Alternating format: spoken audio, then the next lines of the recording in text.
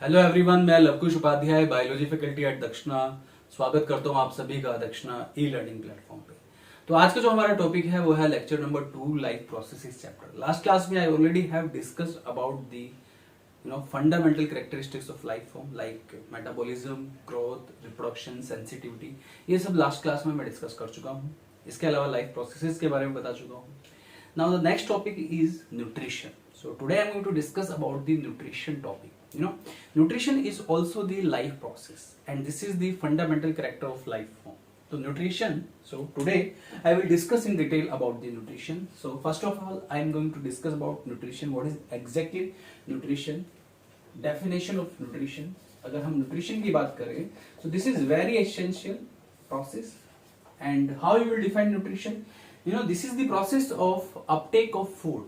Obtaining of food, right. जितने भी organism होते हैं, प्लांट्स हो या एनिमल हो, सिंगल सेल लाइफ फॉर्म हो या मल्टी सेलुलर लाइफ फॉर्म हो, सभी ऑर्गेनिज्म अपना फूड अपटेक करते हैं and this process is known as nutrition. So this is what, this is the process of obtaining food.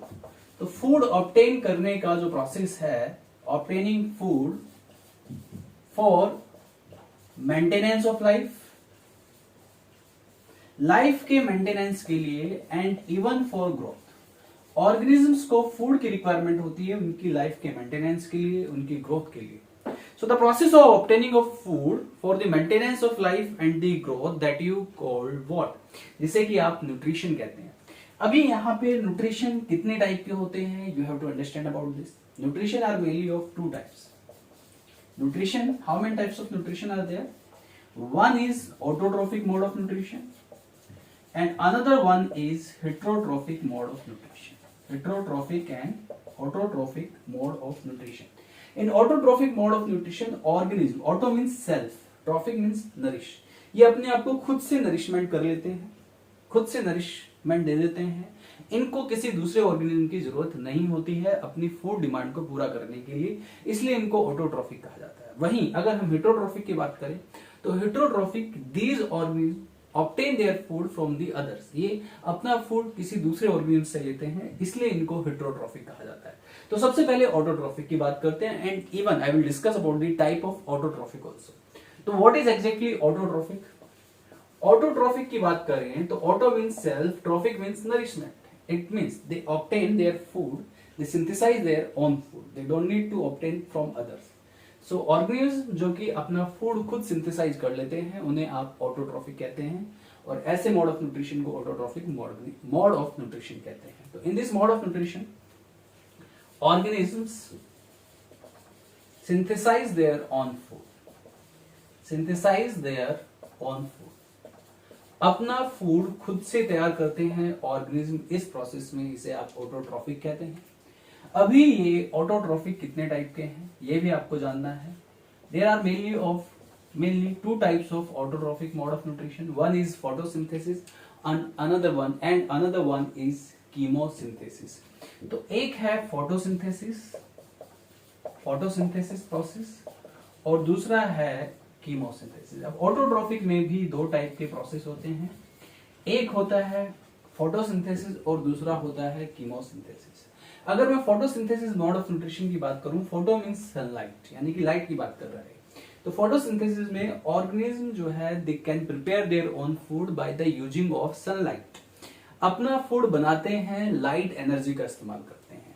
तो बाय यूजिंग सनलाइट, तो sunlight का जहां भी इस्तेमाल होता है, सनलाइट का इस्तेमाल करके फूड सिंथेसिस करते हैं. It means that you called photosynthesis by using of sunlight, right. वहीं अगर हम कीमोसिंथेसिस की बात करते हैं तो इसमें फोटोसिंथेसिस में लाइट एनर्जी का इस्तेमाल करके फूड सिंथेसिस होता है. वहीं कीमोसिंथेसिस की अगर हम बात करें तो bye the using of chemical energy, organism produce their food by the using of chemical energy, by using of chemical energy. तो केमिकल एनर्जी का इस्तेमाल करके जो फूड सिंथेसाइज कर रहे हैं, ऐसे मोड ऑफ न्यूट्रिशन को आप कीमोसिंथेसिस कहते हैं bye the using of chemical energy. और इसका जो एग्जांपल है वो है सल्फर बैक्टीरिया. कुछ बैक्टीरिया होते हैं जिनको आप सल्फर बैक्टीरिया कहते हैं. तो सल्फर बैक्टीरिया में कीमोसिंथेसिस टेक प्लेस करता है. वहीं फोटोसिंथेसिस जो टेक प्लेस करता है, जितने भी ग्रीन प्लांट्स हैं सभी में फोटोसिंथेसिस टेक प्लेस करता है. So this is about autotrophic mode of nutrition in which organism can prepare their own food, and there are two types of mode of nutrition in autotrophs. Number one is photosynthesis, number two is chemosynthesis. In photosynthesis, organisms prepare their own food by the using of light energy. In photosynthesis, they use light energy to synthesize their own food. But in case of chemosynthesis, they use their food by the using of chemical energy. Chemical energy का इस्तेमाल करके they synthesize their own food. So autotrophic mode of nutrition. Is that clear to all of you? So this is about autotrophic mode of nutrition. Another one is heterotrophic mode of nutrition that you have to understand in detail, right? So listen carefully about heterotrophic mode of nutrition. So next is heterotrophic mode of nutrition that I am going to discuss in detail. Heterotrophic mode of nutrition. देखिए, please listen carefully. Another one is heterotrophic mode of nutrition.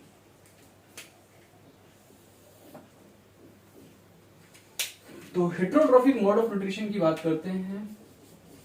अगर heterotrophic mode of nutrition की बात की जाए तो in case of heterotrophic mode of nutrition, organism, right, depends on others to meet their food demand obtained from others.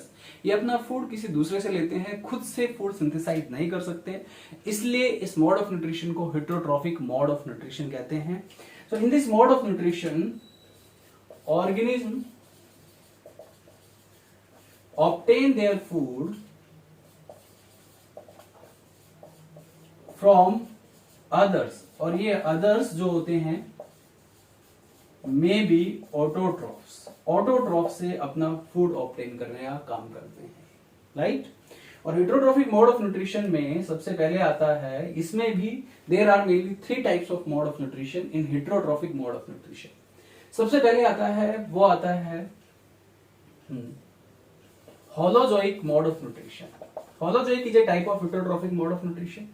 In holozoic में क्या होता है कि they uptake their food by the ingestion. ये अपना खाना निगलते हैं, इंजेस्ट करते हैं, राइट. ऐसे मोड ऑफ न्यूट्रिशन को होलोजोइक मोड ऑफ न्यूट्रिशन कहते हैं. इसका एग्जांपल है amoeba and even human being. हम लोग भी इंजेस्ट करते हैं फूड को, तो holozoic mode of nutrition. It means food obtained by ingestion.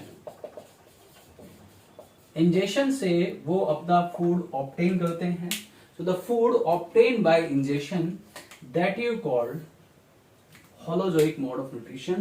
और holozoic mode of nutrition का जो एग्जाम्पल है हमारे पास वो है अमीबा, वो है ह्यूमन बीइंग. ये एग्जाम्पल्स हो गए हैं आपके holozoic mode of nutrition के. ये एग्जाम्पल एग्जाम में फ्रेम हो जाते हैं. इसके बाद दूसरा जो type of heterotrophic mode of nutrition है वो है parasitic mode of nutrition. Parasitic mode of nutrition. In parasitic mode of nutrition, organism, right, obtain their food from host. Organism अपने फूड को होस्ट से ऑब्टेन करता है. होस्ट यानी कि वो ऑर्गेनिज्म जिसपे की पैरासाइट्स, वो ऑर्गेनिज्म जिसपे की पैरासाइट सर्वाइव भी करते हैं और वहां से अपना फूड ऑब्टेन भी करते हैं. तो इस टाइप ऑफ रिलेशनशिप में ऑर्गेनिज्म अपना फूड तो ऑब्टेन कर ही रहा है ऑर्गेनिज्म से, होस्ट से. दूसरा वो शेल्टर भी उसी से लेता है, यानी कि उसी के अंदर रहता है या उसी की बॉडी पे रहता है और वहीं से अपना फूड ऑब्टेन करता है. ये पैरासाइटिक मोड ऑफ न्यूट्रिशन है. So in parasitic mode of nutrition organism obtain there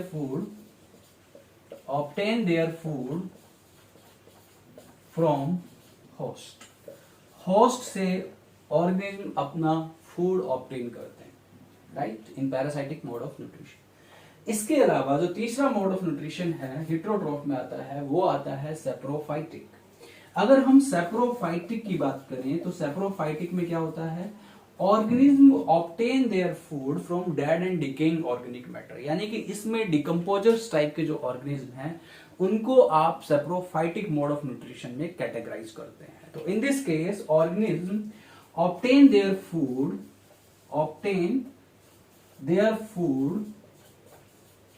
from dead and decaying organisms. तो डेड एंड डिकेइंग ऑर्गेनिज्म से right obtain dead and decaying organic matter से, what organism, ये तो dead and decaying organic matter से ये organism अपना food obtain कर लेते हैं। इसे आप सैप्रोफाइटिक मोड ऑफ न्यूट्रिशन कहते हैं।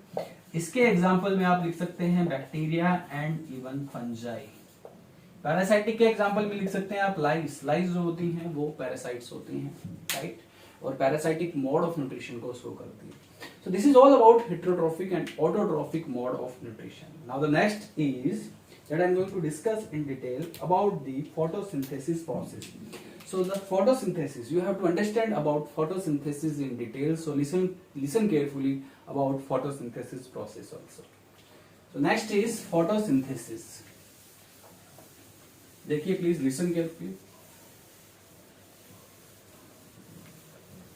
Photosynthesis. तो बात करते हैं अबाउट फोटोसिंथेसिस। तो what is exactly photosynthesis? Photosynthesis process. Photosynthesis जैसे कि मैं आपको पहले ही बता चुका हूं, this is autotrophic mode of nutrition, जिसे आप फोटोसिंथेसिस कहते हैं। Now I will discuss in detail about photosynthesis, mechanism of photosynthesis and requirement of photosynthesis process. तो photosynthesis, as I already told you before, कि this process mainly right performed by only green plants due to the presence of chlorophyll। तो green plants के पास chlorophyll pigment होता है जिसकी वजह से वो फोटोसिंथेसिस को परफॉर्म करते हैं। तो फोटो का मतलब होता है लाइट, सिंथेसिस का मतलब होता है फॉर्मेशन, यानी कि ये ऑर्गेनिज्म अपना फूड सिंथेसाइज करते हैं इन द प्रेजेंस ऑफ सनलाइट। यहाँ पे सनलाइट कंपलसरी है, इसलिए इस प्रोसेस को आप फोटोसिंथेसिस कहते हैं, राइट। तो इन दिस केस अगर हम बात करें फोटोसिंथेसिस रिएक्शन के बारे में, फोटोसिंथेसिस रिएक्शन में सबसे पहले हम रिएक्शन के बारे में बात करते हैं। अगर मैं फोटोसिंथेसिस रिएक्शन की बात करूं तो प्लांट जो है CO2 का इस्तेमाल करते हैं। किसका इस्तेमाल करते हैं? दे यूज CO2, यानी कि कार्बन डाइऑक्साइड का ये इस्तेमाल करते हैं plant by the using of CO2, by the using of water. तो वाटर एंड CO2 का इस्तेमाल करके in presence of sunlight, sunlight की प्रेजेंस में, इन the presence of sunlight and chlorophyll. तो क्लोरोफिल और सनलाइट की प्रेजेंस में प्लांट CO2 और वाटर का इस्तेमाल करके फूड फॉर्मेशन कर लेता है। और इस फूड को आप क्या कहते हैं? इस फूड को आप कहते हैं ग्लूकोज, C6H12O6 प्लस यहां पे ऑक्सीजन भी लाइब्रेट होती है। So this is photosynthesis reaction. तो फोटोसिंथेसिस रिएक्शन में plants will use 6 molecule of CO2, 12 molecules of water, right. तो यहां पे वाटर भी 12 मॉलिक्यूल्स निकलेंगे और 6 molecules will produce. So this is photosynthesis reaction and this reaction is very essential। तो इस रिएक्शन में जो मेन प्रोडक्ट है हमारे पास, this main product is glucose. ये हमारा मेन प्रोडक्ट है। इवन ये भी एक मेन प्रोडक्ट आप कंसीडर कर सकते हैं, बट द फोटोसिंथेसिस का जो मेन प्रोडक्ट है वो है ग्लूकोज। ये है ग्लूकोज। तो ग्लूकोज क्या है? Form of food which is synthesized by green plants, और साथ ही साथ यहाँ पे ऑक्सीजन भी लाइब्रेट करती है, ठीक है। जितने भी ग्रीन प्लांट्स होते हैं वो ऑक्सीजन लाइब्रेट करते हैं due to performing the process that you called photosynthesis. Photosynthesis में ऑक्सीजन का भी लाइब्रेशन होता है। इन दिस केस फोटोसिंथेसिस में क्या होता है? Plants prepare the food. तो यहां पे प्लांट्स क्या कर रहे हैं? Plant prepare the food, food मतलब ग्लूकोज, यहां पे ग्लूकोज बना है इस फोटोसिंथेसिस रिएक्शन में। Prepare the food by using of CO2 and water in the presence of sunlight, sunlight की प्रेजेंस में एंड क्लोरोफिल की प्रेजेंस में। इन the presence of sunlight you can C sunlight और क्लोरोफिल तो बहुत ही ज्यादा जरूरी है दोनों ही, तभी ये ग्लूकोज बन पाएगा। इसे आप फोटोसिंथेसिस रिएक्शन कहते हैं। ये फोटोसिंथेसिस प्रोसेस है। तो plants by the using of CO2 by the using of water in the presence of sunlight in the presence of chlorophyll can prepare their own food यानी कि glucose, right. This process is known as photosynthesis. Now plants use sunlight, plants use chlorophyll, right? And how you can prove कि plants के लिए photosynthesis process के लिए sunlight जरूरी है, chlorophyll जरूरी है, इवन CO2 भी जरूरी है, वाटर भी जरूरी है। तो ये रिक्वायरमेंट्स है हमारी फोटोसिंथेसिस प्रोसेस के लिए, राइट। तो इन रिक्वायरमेंट्स के बारे में कैसे आप बताएंगे, कैसे एक्सपेरिमेंटली आप प्रूव करेंगे कि plants use sunlight for photosynthesis, plants use chlorophyll for photosynthesis, plant use CO2 and water for photosynthesis. तो इसके पर्पज के लिए हमारे पास कुछ एक्सपेरिमेंट्स हैं। इन एक्सपेरिमेंट से रिलेटेड एग्जाम में क्वेश्चन फ्रेम होते हैं, तो इन एक्सपेरिमेंट्स के बारे में जान लीजिए। तो सबसे पहले मैं आपको बताना चाहता हूं कि यहाँ पे सनलाइट किस तरीके से फोटोसिंथेसिस के लिए जरूरी है by the using of an experiment. Even you can also perform by your own this experiment, right. तो सी, तो यहाँ पे why sunlight is required for plants, plants के लिए सनलाइट की जरूरत क्यों है ये आपको पता होना चाहिए, राइट। तो यहाँ पे देखिए, ध्यान दीजिए, इसके लिए एक सिंपल सा एक्सपेरिमेंट है। एक लीफ लीजिए, ये ग्रीन लीफ है, ये किसी पॉटेड प्लांट पे है। इस लीफ को आपको यहां से ब्रेक नहीं करना है, ऑलरेडी पॉटेड प्लांट के साथ है। पॉटेड प्लांट की कोई लीफ ले लीजिए आप। अब उस लीफ को आपको कवर करना है किसी डार्क पेपर से। मैंने इस लीफ को एक डार्क पेपर से कवर कर दिया, ठीक है। इसको डार्क पेपर से कवर करने का जो पर्पज है कि यहाँ पे हमें सनलाइट को रोकना है, राइट। हमें यहाँ पे सनलाइट को प्रिवेंट करना है। तो ये सनलाइट है, तो sunlight will only expose, sunlight जो है that will come to the expose part. ये लीफ का एक्सपोज पार्ट है और ये हमने इसको कवर कर दिया है, यहाँ पे सनलाइट नहीं आएगी। अब सनलाइट जरूरी है फूड सिंथेसिस के लिए, फोटोसिंथेसिस के लिए, ये आप कैसे प्रूव करेंगे? तो इसके लिए बड़ा सिंपल सा तरीका है। इसमें आपको क्या करना है कि इस लीफ पे आपको, राइट, एक तो अनकवर्ड पार्ट और दूसरा कवर्ड पार्ट। ये लीफ है, ये लीफ का नीचे वाला जो पोर्शन है वो कवर्ड पार्ट है, कवर्ड पार्ट, और लीफ का जो ऊपर वाला पोर्शन है ये अनकवर्ड पार्ट है। तो इस कवर्ड पार्ट और अनकवर्ड पार्ट पे आपको स्टार्च टेस्ट परफॉर्म करना है। तो जब आप इस पे स्टार्च टेस्ट परफॉर्म करते हैं तो पॉजिटिव स्टार्च टेस्ट आता है। तो और जब कवर्ड पार्ट पे आप स्टार्च टेस्ट परफॉर्म करते हैं तो नेगेटिव स्टार्च टेस्ट आता है, जिसके पीछे रीजन ये है कि जो कवर्ड पार्ट है वहां पे सनलाइट नहीं गई है, तो सनलाइट ना जाने की वजह से वहां पे स्टार्च नहीं बना, ठीक है। फोटोसिंथेसिस में ग्लूकोज की फॉर्मेशन होती है, वो ग्लूकोज स्टार्च की फॉर्म में स्टोर होता है। सिंथेसिस ग्लूकोज की फॉर्म में होती है लेकिन स्टोर होता है स्टार्च की फॉर्म में। तो ग्लूकोज बना होगा तो स्टार्च होगा, राइट। और अगर स्टार्च है तो ग्लूकोज बना है, और ग्लूकोज बना है तो यानी कि फोटोसिंथेसिस प्रोसेस टेक प्लेस किया है। तो फोटोसिंथेसिस प्रोसेस टेक प्लेस किया है अनकवर्ड पार्ट में जहां पे सनलाइट एक्सपोज की हुई थी, राइट। क्योंकि वहां पे स्टार्च टेस्ट पॉजिटिव आया है, क्योंकि वहां पे स्टार्च है, क्योंकि वहां पे फोटोसिंथेसिस हुआ है। तो sunlight is very essential for photosynthesis. लेकिन अनकवर्ड पार्ट जहां पे, राइट, जहां पे कोई लाइट एक्सपोज नहीं था, वहां पे उस अनकवर्ड पार्ट में स्टार्च टेस्ट नेगेटिव आता है, जो कि ये इंडिकेट करता है कि वहां पे सनलाइट ना जाने की वजह से फोटोसिंथेसिस नहीं हुआ। तो ये एक एक्सपेरिमेंट है जो शो करता है कि फोटोसिंथेसिस के लिए सनलाइट बहुत जरूरी है।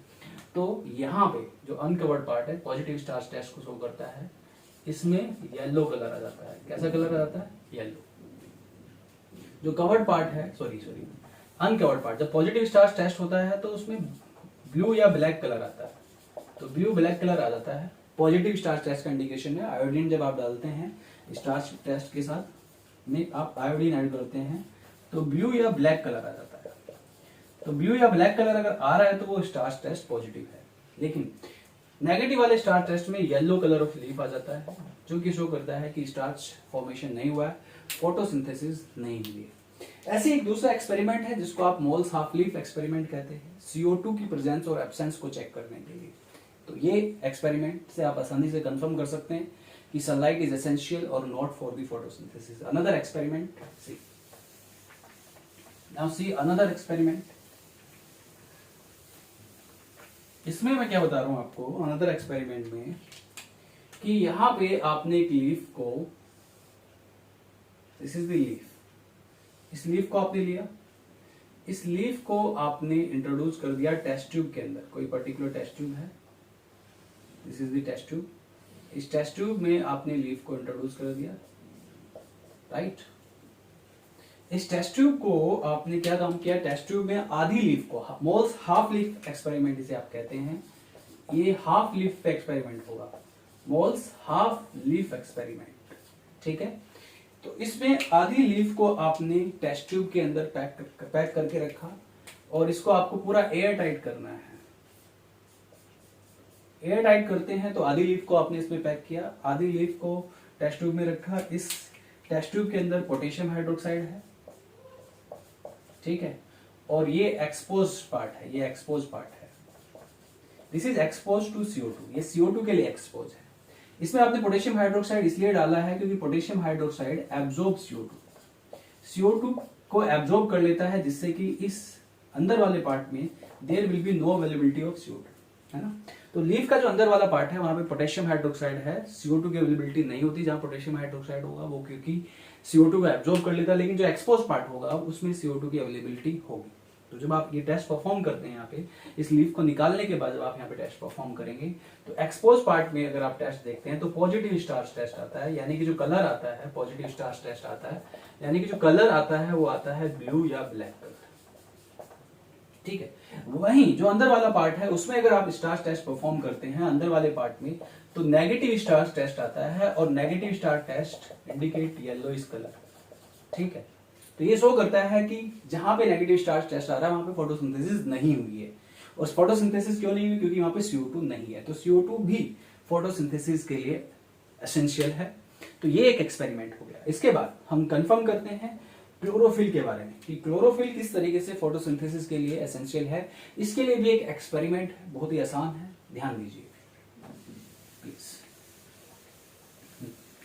आपने देखा होगा कभी कभी कुछ मल्टी कलर्ड लीफ होती है। लीफ जनरली तो ग्रीन कलर की होती हैं, लेकिन कुछ जब लीफ ओल्ड हो जाती हैं, पुरानी हो जाती हैं, तो वो येलोइश हो जाती है या कुछ डिफरेंट कलर्स उसमें देखे जाते हैं। तो ऐसी लीफ को, मल्टी कलर लीफ को वेरीगेटेड लीफ कहा जाता है। तो इसके लिए क्लोरोफिल के कंफर्मेशन के लिए, तो तीसरा जो है हम क्लोरोफिल को कंफर्म कर रहे हैं कि क्लोरोफिल किस तरीके से फोटोसिंथेसिस के लिए एसेंशियल है। तो इसके लिए आप एक वेरीगेटेड लीफ लीजिए। वेरीगेटेड लीफ मतलब एक मल्टी कलर आप लीफ लीजिए। तो ये जो मल्टी कलर लीफ है तो इसमें डिफरेंट पैचेज ऑफ कलर्स नजर आएंगे, डिफरेंट पैचेज ऑफ कलर्स नजर आएंगे, डिफरेंट पैचेज ऑफ कलर्स, कहीं कहीं पे ग्रीन होगा, कहीं कहीं पे येलोइश होगा। देखिए मैंने भी डिफरेंट पैचेज ऑफ कलर्स बना दिए यहाँ पे, ठीक है। तो जो यहाँ पे सपोज दैट ये आपने ग्रीन कलर मान लिया कि ये ग्रीन पार्ट है, ठीक है। ये कोई सपोज दैट ये ब्राउन पार्ट हो गया, सपोज दैट कंसीडर कर लीजिए, ठीक है। ये रेड पार्ट हो गया, है ना। तो जहां पे ब्राउन पार्ट या रेड पार्ट है वहां पे नो क्लोरोफिल, वहां पे कोई क्लोरोफिल नहीं होगा, क्योंकि ग्रीन पार्ट जो होता है वो क्लोरोफिल की प्रेजेंस की वजह से होता है। ब्राउन पार्ट में भी नो क्लोरोफिल, लेकिन ग्रीन पार्ट में क्लोरोफिल होगा। ग्रीन पार्ट का जब आप स्टार्च टेस्ट करते हैं तो पॉजिटिव स्टार्च आता है, पॉजिटिव स्टार्च टेस्ट, ठीक है। ग्रीन पार्ट का पॉजिटिव स्टार्च टेस्ट आता है, क्यों? क्योंकि यहाँ पे क्लोरोफिल है और वहां पे फोटोसिंथेसिस हुआ है। तो जहां पे क्लोरोफिल होगा वहां पे फोटोसिंथेसिस होगा। लेकिन जो अदर रीजन्स हैं, ब्राउन पार्ट है या रेड पार्ट है, यहाँ पे कोई क्लोरोफिल नहीं है, तो यहाँ पे नेगेटिव स्टार्च टेस्ट आएगा। नेगेटिव स्टार्च टेस्ट का मतलब जब आयोडीन टिंचर आप डालते हैं तो ये येलो कलर आ जाएगा। पॉजिटिव स्टार्च में हमेशा ब्लू और ब्लैक कलर रहता है, ठीक है। तो इसी के साथ ये क्लोरोफिल है ना। तो this is essentiality, criteria of essentiality for the photosynthesis process, chlorophyll, sunlight, ये सब कुछ मैंने आपको बता दिया। फोटोसिंथेसिस के बारे में बता दिया, फोटोसिंथेसिस की जो रिएक्शन है उसके बारे में मैंने आपको बता दिया। इसके बाद जो अगला जो हमारा टॉपिक है वो है मैकेनिज्म ऑफ फोटोसिंथेसिस। तो आज के लिए बस इतना ही, मिलते हैं अगले टॉपिक में विद मैकेनिज्म ऑफ फोटोसिंथेसिस। तो in next lecture I will discuss about mechanism of photosynthesis in detail. तब तक के लिए thank you very much, bye bye, take care.